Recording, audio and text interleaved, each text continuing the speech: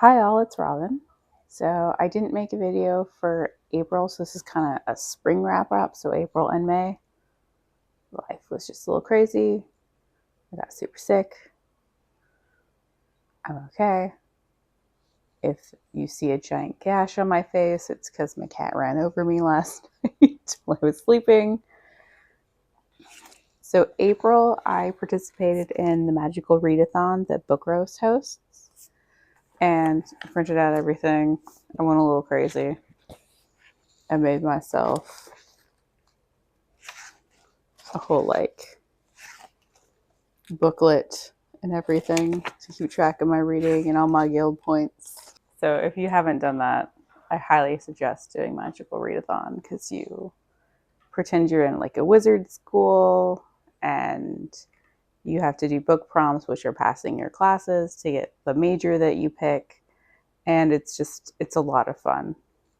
If you like role-playing games, you like that. It's very D&D plus reading. April, I read Never Met a Duke Like You, which I like that author. This one relied too much on the miscommunication trope for me, and I don't remember a lot of what happened in it, which says something. It was pretty forgettable. That was just 3-star for me. It was a fluff piece. For one of my book clubs, we read The Bog Wife. Oh, that's a weird book. It was good. Eco horror. Felt very much like an ode to Shirley Jackson's We've Always Lived in the Castle, with this weird family that lived in isolation on this magical bog where the siblings don't know anything really about the outside world and are controlled by their dad. And every generation, like the previous patriarch, because they're really, really patriarchal, like sacrifices himself for the bog, and then a new bog wife is born to marry into the family and make the next generation. But the whole point of the book is that the bog wife doesn't come this time, and so it keeps swinging back and forth between, is this actually a fantasy novel, or is this like a weird cult control thing? Like, is this actually happening? As the siblings are researching things to figure out literally what is actually happening. Have they been lied to their entire life? And what extent does this lie go? Is there actually magic? Or is this all just BS? And they bought into it. And it's a lot of how each sibling personality reacts to this sort of situation. Like, are we going to go all in on the belief and forget total reality, or are we going to be, hey, maybe I could just leave and live like a normal person? And it's really interesting. It's very unhinged, but good. I read Tiger Eye. Oh man, this was a throwback to the classic paranormal romance days. This was fun. This is trashy and ridiculous as hell. There's a genie tiger shifter. He's not really a genie, but he materializes out of a box with smoke, so this says genie to me. Tiger shifter man, who's ginormous, of course, and he's an ancient warrior who's been trapped in this box by an evil sorcerer, and now he has to run around with this cool lady who is part of a magical detective agency. It's a whole series of like around the detective agency and them like rescuing people and stuff with their special abilities. Like one dude can start fires, people can see the future. It's a whole thing. It's very crazy. It's a very funny. It's very quintessential early 2000s, late 90s paranormal romance where it's just insta lust, everything's over the top. it was just kind of nice to get back to that for a second. It's like actually really good while you're also just being like, this is so cheesy. It's just cheese, but it's fun cheese. If you just want like someone to pick you up, this is a fun read. I want to read more of them, honestly. Because the new Hunger Games book, Sunrise and the Reapers, was coming out, I decided to reread the Hunger Games after I read them when they first came out. So that was a long ass time ago. They were really fun to reread. The writing was a little hard to adjust to because it's very simplistic. It's very like early YA, but the story is so good. I mean, there's a reason the films are fantastic too. You just had to kind of adjust your brain to, oh, this is an almost middle grade writing level. But the story is so good that you just get sucked back into the world. It was really enjoyable to revisit these and enjoy them all over again.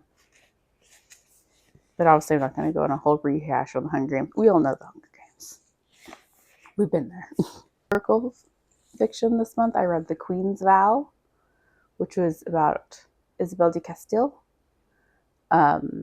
Isabella of Spain. And it was really interesting to have one. I'd never read anything about her before. She's been like peripherally mentioned a billion times in other historical fictions I've read. But it was kind of cool for an author to tackle such a controversial character because she's was beloved in her country and she is considered a pretty powerful female ruler from history. But the decisions she made were problematic from today's point of view, such as exiling all of the Jews, the Spanish Inquisition, major problems. But it was really interesting to read it from her perspective in a, not like it was written in like an apologist form or like a demonizing form. It was just, this is her life and this is how, believing with so fundamentally with her faith, how she would have made those decisions and how those would have seemed like the only possible decisions to her at the time. So that was, I was kudos to the author for not like making it one way or the other and just being, she lived in this time period in this country with this faith. This is the decision she made and this is why she did them and this is from her perspective. So it was a really good book, but I think it was impressive that the author didn't try to like make apologies or demonize the character just because she was a real person from history and those decisions don't look good in retrospect, but you understand that from her perspective and her fundamental belief system, she thought she was making the right decisions. They weren't, but you can see why she thought that. So I have like a crafting group and we decided to do the book bedazzling thing that's been all over the internet. So I bedazzled my Murderbot Diaries Volume 1. Murderbot would be so upset. But isn't it? This is so much fun. This was just a fun project. But because the TV show coming out in May has dropped since, loving it, I wanted to reread All Systems Red because it's the first season is going to be the first book. And it's my favorite book for a reason. Murderbot is my spirit animal. And they're just being fed up with everything all the time. Except for the TV show, it's done a really good job with it. But it's always fun too. My yearly reread of Murderbot. I read What the River Knows. Since it's a pretty copy. It's an Elk Grade edition. It's nice and foily. It's pretty edges. This was good, but it was more in the okay realm of good than excellent realm of good. It's fun. I liked that it was like Victorian Egypt adventure, which is a fun subtrope, but without it being from the English perspective. Like she's from Argentina, so we can also be like, oh, F these English people, and they're causing all of the problems in this country. So that was kind of nice, because it's usually like the intrepid English detective lady, which those are fun too. But the English were literally the cause of all problems at the time period, so it's nice to get a perspective that wasn't from theirs. The magic was kind of vague in this. I liked that it was like objects that held on to power over time and stuff, but how the magic worked was a little nebulous. That's okay for the most part, but it did feel like they were trying to make a magic system, and then I was like, I feel like we got 3/4 of the way to explaining this magic system that I feel like was supposed to be like a fully developed magic system. It was just fun. It ended on a cliffhanger, which makes me want to read the next one, but honestly, if it wasn't for the cliffhanger, I probably would never pick up the next one, and I might still not, just because it was just enjoyable, but not anything I write home about. My other podcast, we had a wild card month where members put in suggestions, and then we just like spun a wheel to pick the book, and the Night Circus won. So that was fun to reread after, again, a billion years since I've read it. I think it came out in 2011. I don't think it is a romantasy. I feel like that book has been put in the wrong category since its publication. Because even the back, it's like the lights flicker when they're near. And yeah, those things happen, and there is a romance in it, but the romance is a subplot. The book is about dreams and the power of dreams, and it's very in-depth. It's a beautiful fantasy novel. It's a great one if you haven't read it yet, but I feel like it does it a massive disservice of always trying to bill it as a romantasy. Even before the word romantasy was around, that's still what it was being billed as. And it's just, if you go in expecting that, you would be disappointed. And you might miss it if it's only told to you that it's that. But it's actually a fantastic fantasy novel about dreams and desire and the dangerous but addictive quality of like nostalgia and perfection, and how much reality can be reshaped by things like that, and by touching on something that is like this perfect dream, such as what the circus is, how that can either like help your life or completely destroy it, because you'll never be able to catch that high again for the rest of your existence, and you'll spend the rest of your life chasing it. So it's a good, like, the dangers of magic. The fundamentals of the whole, like, it's a challenge thing are very vague. There's a lot of like vagueness surrounding the plot, and that's kind of what the point of it is it feels like a dream, because the whole thing, it's about dreams, and dreams don't have this perfect explanation. And so if you come at it expecting something other than that, I think it would be frustrating. But if you just think this is a fantasy novel, just a straight fantasy novel, you will love that book. And finally, The House of Salt and Sorrows by Ernie Craig. That's an interesting book. I would not have put 12 Dancing Princesses retelling with horror novel, but it works. She does the greatest atmospheric horror. I really loved it. I really loved the weird dynamic with the sisters as everyone's reality is slowly being distorted, and you realize you're kind of not quite sure what's actually going on, if you're seeing the reality, if you're seeing other than that, like you're getting like unreliable narrator issues. And the blessings of the ocean thing was really cool on top of it. The romance was sweet too. But I really liked the poltergeisty aspect to it. Especially there's this one scene where everyone in the room turns simultaneously with like blank eyes, and I was like, ooh, that's creepy. But I like that this was like full poltergeistiness, not giving away what it actually is at the ending, but poltergeist vibes of, you know, hands shooting out of bathtubs and things like that. It was a good book. It's a good horror novel. Not scary, but intense. Going on to what I read in May, I read The Virgin Widow because I've been on a historical fiction kick. This read almost more like a historical romance because this is about Anne Neville and her love story from history. So it's a legitimate romantic love story. And so it's written more in a romance novel fashion than a historical fiction novel fashion. So it was just sweet, honestly. It was sweet. It was enjoyable. I really liked it, but it wasn't a big like sink your teeth into historical fiction about like the Tudors that you usually get. It was a little more simplistic than that. I read The City in Glass. I love this author. Everything she writes is so poetic.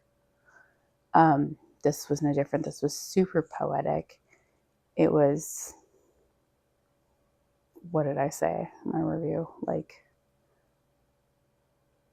an ode to a half-remembered dream of the city or something like that. Because that's, you felt nostalgic and you missed this city that it's talking about. And the city isn't real and you've never been there, but you feel it. So this is about a demon who essentially runs this, it's her city.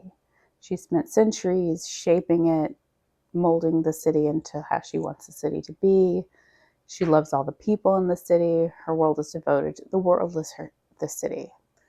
And then one day, angels come and destroy it all. They kill everyone, burn the city to the ground. And this novel is, and it's a novella, it's pretty short, is her day by day just trying to put it back together, trying to bring back the memory of what she lost, of what she loved. And that's a very evocative emotion that it conveys really well, is that you can never quite get back how you remember something being, but you can still make something new. And so you get these flashes throughout it of the history of the city at different points, different people that she remembers, and how that kind of transformed her over time as she's putting the city back. And there's also one of the angels that she basically cursed as he was leaving from destroying it, who just kind of gets stuck hanging around. And their strange dynamic of her just being, I hate you, you caused this. And being like, well, I can't leave. Why do you care so much? I don't get it. I don't get why this means something to you. And it's really, really beautiful. The 20th Wife. This has been on my shelf for forever. This one was really good. This was such an interesting like kingdom and part of history that I didn't really know anything about, that I loved just dropping into this world. And I'd keep stopping to Google like every single person they were talking about. Like, wait, who is this? How are they related? What does it have to do with everything? Because I don't know. I don't really know anything about Meiruniza and this kingdom, but it was, I want to know more now. And it was a really beautiful book. And I liked how, so it's this girl who's not quite at the station of where, you know, she would be marrying royalty, but she sees the prince when she's 8 and she's like, I'm gonna get him. And she does. And she does not let up for anything to do so. And this is, you know, it's a true story. And she made it work. But it was really good. And I did like how it ended on this slightly like uh-oh note of, who are these damn English people? oh, they're just from some island. We don't even need to worry about them. I'm like, oh no, this is India. Here comes the English. But if you want a really good historical novel with a really beautiful writing, really, you'll feel like you're there and you'll really care about the characters and you'll really be see the good and the bad of all the characters. The author does a great job about that because these were real people. They had serious faults and serious good things about them, and it doesn't paint it in either light. You get both. This is a good book. I read Ballad of Songbirds and Snakes. So I'm getting up to reading Sunrise and the Reaping, which hopefully be this month. I had never read it. It was really good. It was really cool seeing the early janky ass version of the Hunger Games where they're in his new pen and it's in like a broken down like concert arena versus to where we end up with. And I liked the getting to see Snow as a younger person and how his really warped mental view of right and wrong and how everything comes together and you see how he becomes the person he does. And it was a good book, and I did like the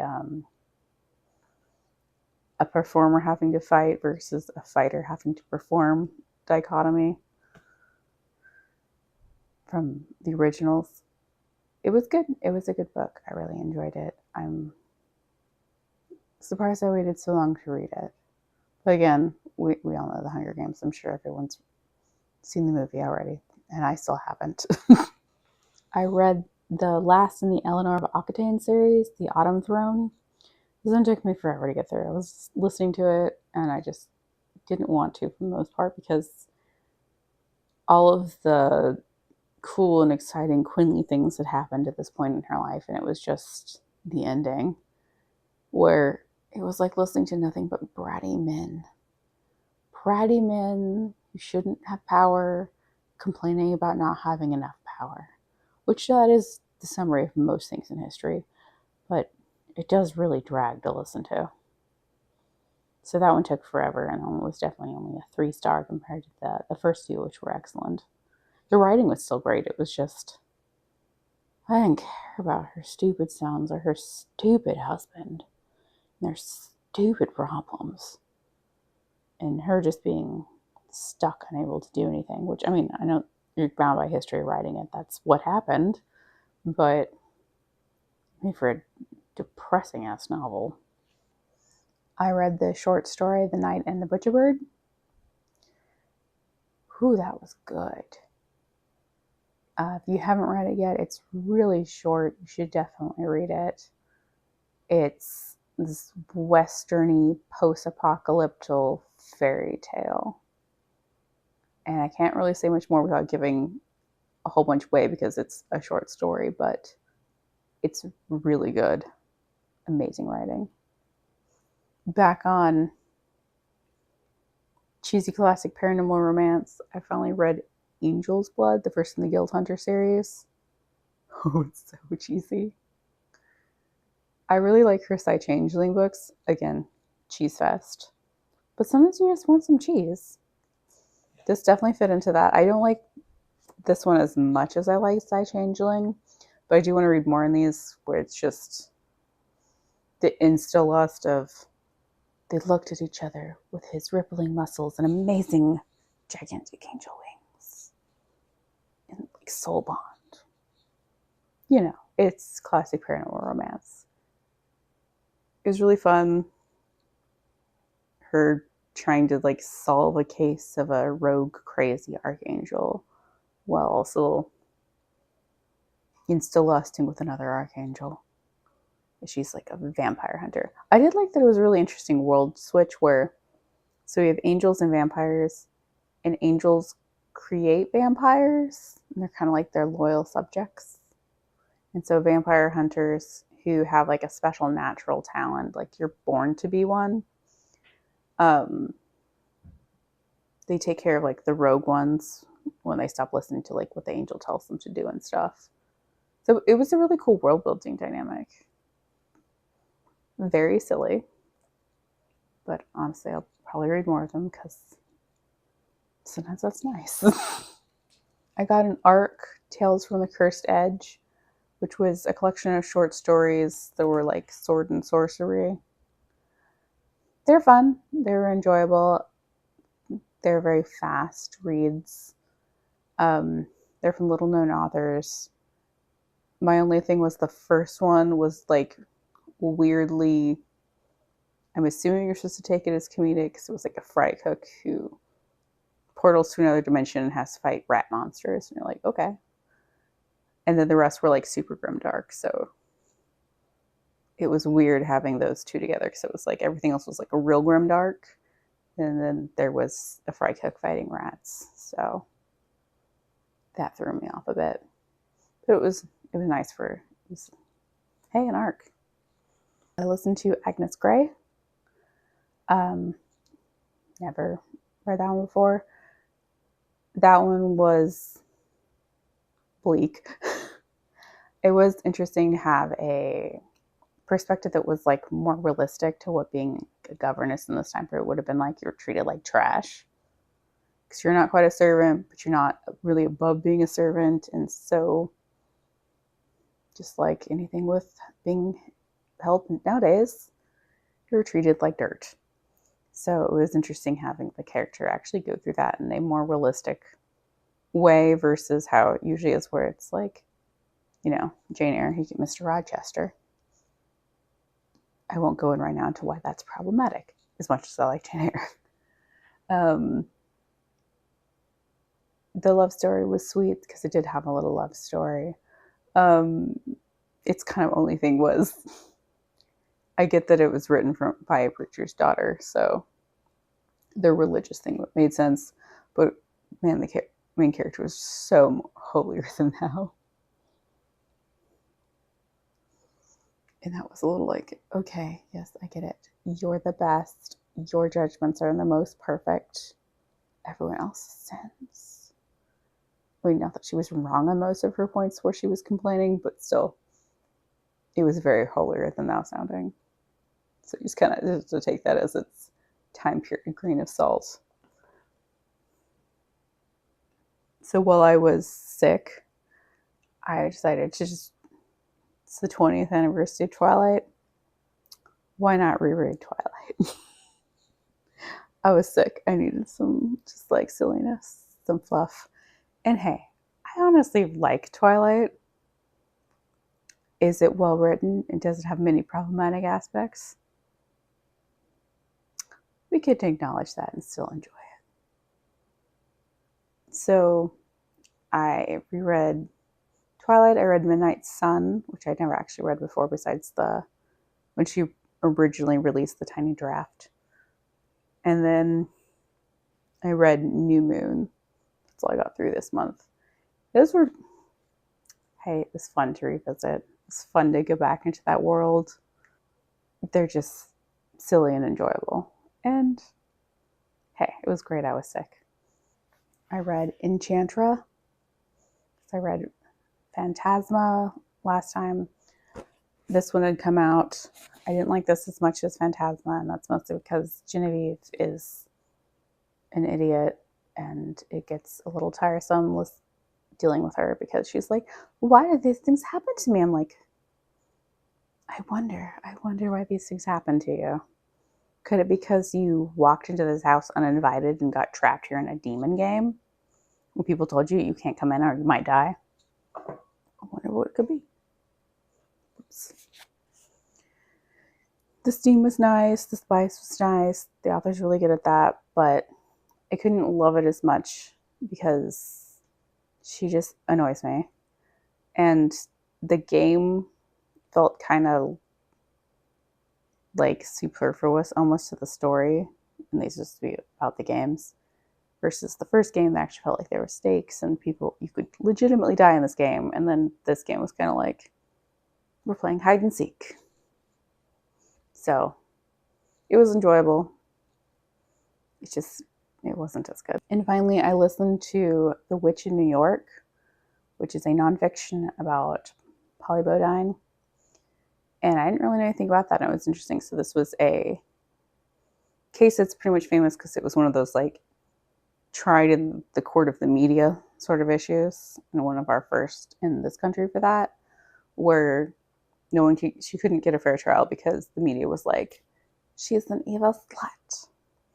Because oh my god, this woman was accused of murdering her sister-in-law and her sister-in-law's child. There really was never any evidence for this at all, but it was just decided it was her. And that was primarily because she was an adulteress. She was an adulteress because she couldn't get a divorce because a man had to issue a divorce at this time period. You had to have proof of things to get a divorce. And her husband beat the shit out of her, so she left him. And he later went to prison because he married another woman without divorcing her. So he went to prison for that. And she just went on with her life and fell in love with someone else and lived with him as if it was her new husband because she didn't have a choice. But she was an evil bitch because of that. And that was pretty much the case.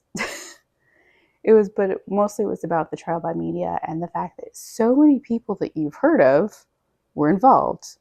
You had P.T. Barnum was involved. You had Walt Whitman was involved. All these people were reporting in the case. You had Edgar Allan Poe trying to solve the case as like a detective in the media. Like so many weird things where you're like, what the heck was this person doing in this case and study and this story? So it was really interesting. It was, of course, frustrating because you're like, there's never any evidence presented in the book in the trials because she went through so many trials, kept getting retried. But it was more so just about how there was no way she could ever get a fair trial because the media was like, she's an evil witch. Because, and she was drawn in this picture and there was like a wax museum thing that P.T. Barnum put out of her. And it was like her as an evil hag witch thing. And this poor woman was like 35. But she's portrayed as like an evil sorceress. So it was an interesting read. Frustrating though, but it was weird seeing how all these people that you know from like literary history were like intersecting in it. I had no idea all those people had to do anything at all with newspaper writing at the time. So that's what I read for spring. Quite a wide array of random things because it's me. I do feel like the reading slump has ended because I've been battling that for forever. I guess kind of the key to that was reread a few old classic fun things from when I was in like high school. Get the spark back. That was enjoyable. So I think the reading slump is over and we're going to see what I end up reading in June. Happy reading.